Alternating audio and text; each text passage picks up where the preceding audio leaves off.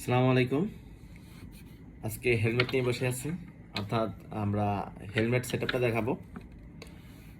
তো আমার helmet setup motorcycle ব্লগিংয়ের ক্ষেত্রে যেভাবে করে থাকি সেটা আমরা এখন দেখাবো। প্রথমত আপনার হেলমেটের সাথে মাউন্ট করার জন্য অ্যাকশন ক্যামেরা থেকে যে মাউন্টটা দেওয়া থাকে সেটা তো আপনার গ্লু দিয়ে লাগাতে হবে, কিন্তু গ্লুটা অনেক সময় অ্যাডজাস্ট হয় না বা পড়ে যেতে পারে।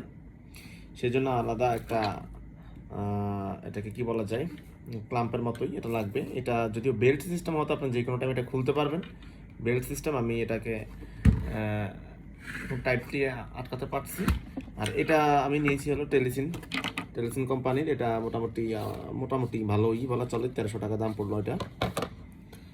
এর পরবর্তীতে আমাদের লাগবে হলো মাইক ডিজিআই।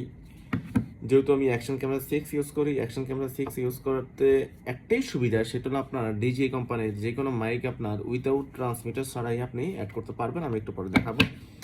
আর আমরা যদি আমাদের বাইকের লুকিং গ্লাস অথবা বাইকের যেই কোনো জায়গায় আমি যদি ক্যামেরাকে রেখে আমি বিভিন্ন সিনেমাটা শ্যুট নিতে চাই, তাহলে এখানে আমরা এটাকে লুজ করে নিয়ে আমরা যে কোনো বস্তুর সাথে এটাকে আমরা গ্রিপ করে নিতে পারবো। নিয়ে আমরা এখানে জাস্ট আমাদের ক্যামেরাটা ইনস্টল করতে হবে। আমাদের যদিও ডিজিআই এবার যে ক্যামেরা সেট আপটা করলো এটা খুবই আমাদের জন্য ইজি একটা সেট আপ বলা যায়। আপনি জাস্ট এখানে ধরবেন, এটা ম্যাগনেটিক ক্লাম্পের মতোই, আপনি এইভাবে দিবেন।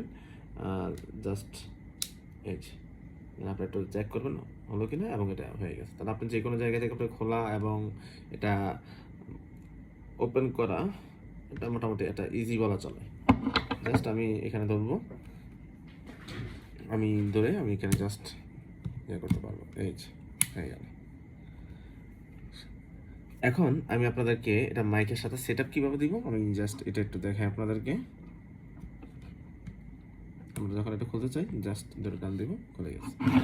মাইকের সাথে সেট আপ দিতে গেলে আপনার যেটা করতে হবে, জাস্ট যে কোনো একটা যে আমাদের যে ডিজে মাইক মিনি 2, সেখানে কিন্তু দুইটা মাইক পাবেন আপনার জাস্ট একটা মাইক নিয়ে নেন।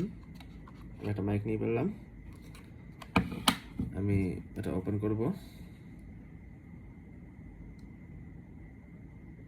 যদি এটা আমার চার্জিং লাগানো ব্যাটারিটা, আপনি জাস্ট মাইকটা ওপেন করবেন, ক্যামেরার সাথে দিবেন, অটোমেটিক সেট আপ হয়ে যাবে।